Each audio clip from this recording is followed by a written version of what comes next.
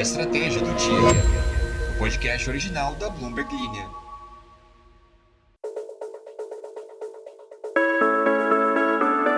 Olá! Não, você não caiu no podcast errado ou tá delirando.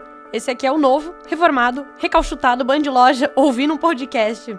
Sou eu, o Mickey. Enganei você, sou eu, Ana Carolina Zitlag, a apresentadora do antigo Ouvindo um Podcast e agora a apresentadora da Estratégia do Dia. O negócio não mudou muito, a gente tá de cara nova, mas a essência é a mesma. Notícias de economia, geopolítica, comércio e negócios explicada de uma maneira pra você ficar por dentro de tudo que é mais importante. O Estratégia do Dia não é filho único, ele tem 3 irmãos gringos. Ele tem o La Estrategia del Día México, Colômbia e Argentina. A Bloomberg Linha agora traz a sua versão em português, que segue aí a mesma história para quem já acompanhava o Ouvindo um Podcast. A gente destrincha as notícias que às vezes parecem um pouco cabeludas, mas dando uma pitadinha aqui de fofoca, mundo pop, às vezes um esporte ou outro, fica fácil para entender. Sem mais delongas, vamos ao que interessa, a estratégia do dia de hoje. A coalizão de esquerda da França surpreendeu geral e ganhou a maioria dos assentos na eleição legislativa do país, deixando o mercado internacional tchutchu das ideias. Com o euro caindo, o título das dívidas francesas também caindo, isso porque, assim como você e eu, o mercado não gosta muito de surpresas. Esse resultado das eleições foi também uma surpresa para a líder da extrema-direita, Marine Le Pen, que esperava formar o próximo governo e ter a maioria do parlamento francês. Dados esses resultados surpreendentes, qual o potencial dessa vitória da coalizão Nova Frente Popular para a economia europeia? Vou te contar tudo bonitinho por aqui hoje. Também vamos falar sobre como o presidente americano Joe Biden segue gerando questionamentos de camaradas do seu partido democrata sobre a sua capacidade de derrotar o ex-presidente Donald Trump nas eleições americanas. Para você não perder nenhum episódio do A Estratégia do Dia, é só seguir aqui no Spotify. Você também pode deixar o seu comentário, me conta aí o que você achou da mudança de nome, de cara, de tudo, de perfume, de vez em quando tem que dar uma recalchutada mesmo. Me conta o que você achou e a gente se fala um pouquinho mais lá pro final aqui do podcast. Primeiro, vamos às notícias. Pra gente começar, vamos colocar o nosso pinzinho do mapa primeiramente nos Estados Unidos, mais especificamente em Washington, onde vários democratas influentes do Congresso americano disseram, em particular a Bloomberg News, que querem que Joe Biden se afaste como candidato do partido à Casa Branca. Enquanto o presidente dos Estados Unidos está entrando numa semana crucial para sua campanha de reeleição que está vacilando. As últimas deserções do Partido Democrata incluem vários líderes dos comitês da Câmara dos Representantes, um sinal de que até mesmo alguns partidários incondicionais do partido no Congresso querem uma nova pessoa à frente da candidatura, após o debate atribulado de Biden contra Donald Trump no dia 27 de junho. Estes membros expressaram suas opiniões em uma chamada virtual que foi privada, que aconteceu no domingo à tarde, que foi organizada pelo líder da minoria na Câmara dos Representantes, Hakeem Jeffries. Isso soma um total de 9 democratas que pediram que Biden saia da corrida presidencial. As consequências da campanha dele no debate do dia 27 de junho continuam a repercutir. O presidente em exercício tem se mostrado não muito solícito diante dos pedidos para que ele se afaste da corrida, dizendo repetidamente que não tem planos de suspender a sua campanha de reeleição. Queria forçar o slogan A Estratégia do Dia de hoje, mas bastou 2 vezes que eu falei, uma vez só já me enjoei dele, então não vou falar. Vou começar direto com a notícia. O Nova Frente Popular. Eu também não sei ler. Viu como algumas coisas permanecem? O Nova Frente Popular, formado por grupos de esquerda que incluem os socialistas da França, conquistou 182 cadeiras na Assembleia Nacional do país. A vitória do NFP, a sigla da coalizão, preocupa investidores com relação ao estado das finanças públicas da França. O governo prometeu um grande aumento nos gastos públicos, no salário mínimo e uma redução na idade de aposentadoria, medidas que provocariam um grande confronto com a União Europeia. Então já está aí explicado o frenesi dos mercados na manhã desta segunda-feira, não é mesmo? Com 100% da apuração concluída, a coalizão Juntos do presidente Emmanuel Macron conquistou 168 cadeiras na Assembleia Nacional.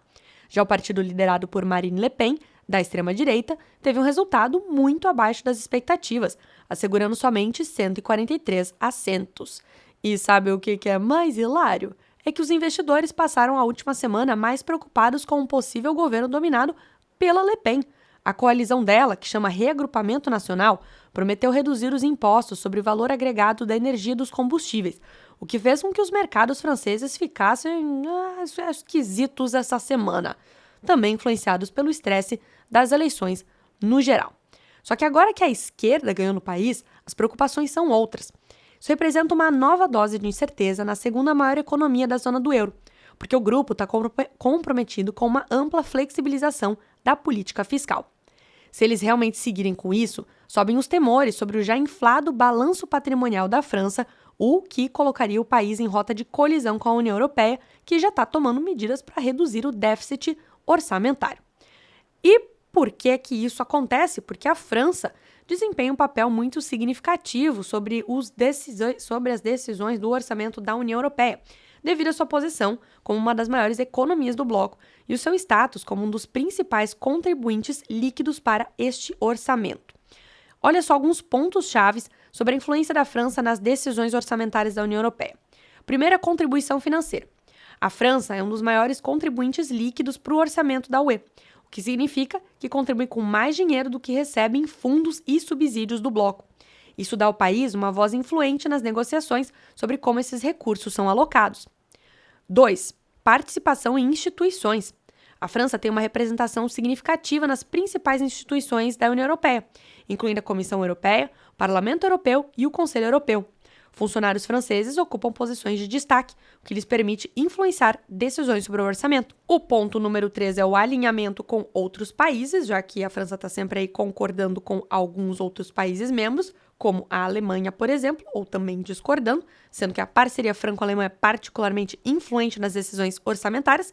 Também temos o número 4, que são as prioridades políticas, já que a França tem prioridades políticas específicas que tenta promover nas decisões orçamentárias, como, por exemplo, o apoio à agricultura através da Política Agrícola Comum, que chama PAC por lá. Aqui temos o Pacto de Aceleração de Crescimento, lá temos o PAC, Política Agrícola Comum.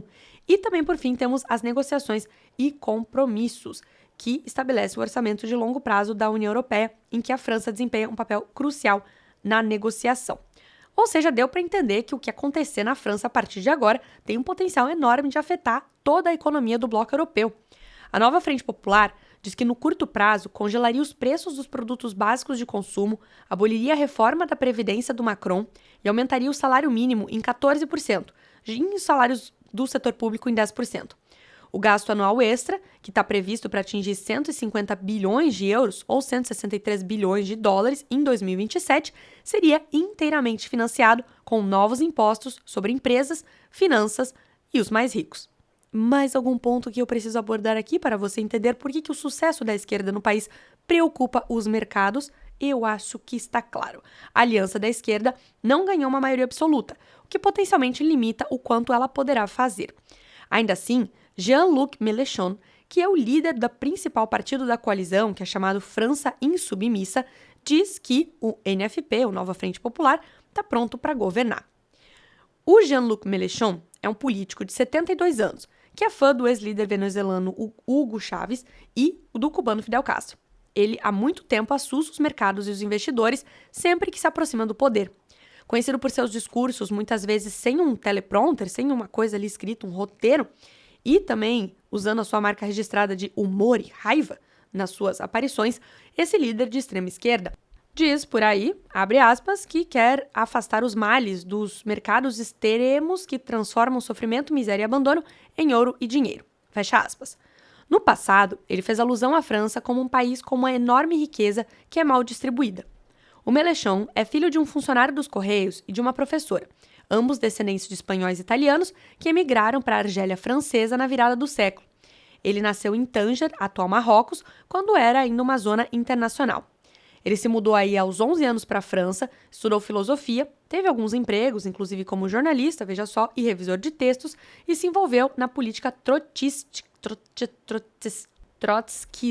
que trava a língua, Ele se filiou ao Partido Socialista em 1976, aos 25 anos, e foi eleito para vários cargos legislativos regionais, nacionais e europeus. Ele foi vice-chefe da região de Essonne, no sul de Paris, de 98 a 2004, e ministro do Ministério da Educação. Ele rompeu aí com o Partido Socialista em 2008, dizendo que esse estava se tornando muito favorável aos negócios. Em 2016, fundou o França Insubmissa, ou France Unbowed, em inglês, caso você escute este termo. Em 2022, ele concorreu à presidência da França pela terceira vez. Agora, o Mélenchon se tornou mais uma vez alguém a ser considerado para o cargo mais alto da França. Mesmo que a aliança da qual ele fez parte não tenha os votos para governar sozinha, é provável que exija novos compromissos de gastos do Macron para formar um novo governo. E agora um calendário rapidinho econômico da semana para você ficar muito bem informado. Hoje, segunda-feira, sai o Boletim Focus, que é o boletim do Banco Central com economistas e analistas dizendo quais as previsões que eles têm para o mercado. Também teremos nos Estados Unidos expectativas da inflação ao consumidor e, mais importante, começa na terça-feira o depoimento do Jerome Powell, que é presidente do Federal Reserve, o Banco Central americano, perante o Congresso americano. Ele faz isso periodicamente e algumas vezes os comentários dele podem mexer com os mercados. Fique de olho caso esse seja de seu interesse. A gente também tem IPCA brasileiro, a inflação principal, índice de inflação do Brasil, na quarta-feira. Temos mais uma vez o depoimento do Powell no Congresso americano e, na quinta, temos os pedidos iniciais por seguro-desemprego, uma métrica bem importante que pode mexer com o dólar, já que os investidores ficam de olho para ver como está a atual situação de empregos nos Estados Unidos, levando em conta aí que a gente está de olho para ver quando a trajetória de juros por lá vai começar a diminuir.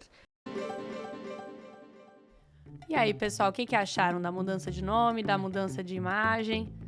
Pode sempre deixar a sua sugestão, seu comentário na caixinha de comentários. Contando um pouco aqui dos bastidores, esse podcast ele surgiu no final de 2021 como um podcast de notícias diárias muito rápidas. Ele tinha no máximo duração de 3 a 4 minutos, que te contava aí só o basicão de notícias super específicas do mercado. Mas aí a gente foi com o tempo abrindo para dar explicações maiores, contextualizações que fazem sentido na sua vida. Você que talvez não trabalhe com o mercado financeiro, mas que tem um interesse em saber o que está acontecendo na economia do mundo, como que isso pode afetar o seu bolso, a gente começou a trazer essas contextualizações. Você é novo por aqui? Você quer ficar por dentro de tudo? Segue a Bloomberlinia nas redes sociais, a gente também faz TikTok lá, eu e meu parceiro Alan Blanco, fazemos alguns roteiros que tem essa mesma pegada aí para te explicar tudo sobre coisas que às vezes parecem complexas, mas não são tão assim. Basta você olhar para uma notícia como se ela fosse uma fofoca e tudo fica mais interessante. Não esquece de seguir a gente nas redes sociais, eu já falei isso, não vou falar de novo. E também se quiser compartilhar aí com o tio, com a avô, com o papagaio, com a mãe, com todo mundo, marca a Bloomberlinia e marca a moça aqui também, ana.sieds lá no Instagram. Vou adorar saber que vocês estão escutando A Estratégia do Dia. Tenha uma ótima semana e a gente se vê amanhã.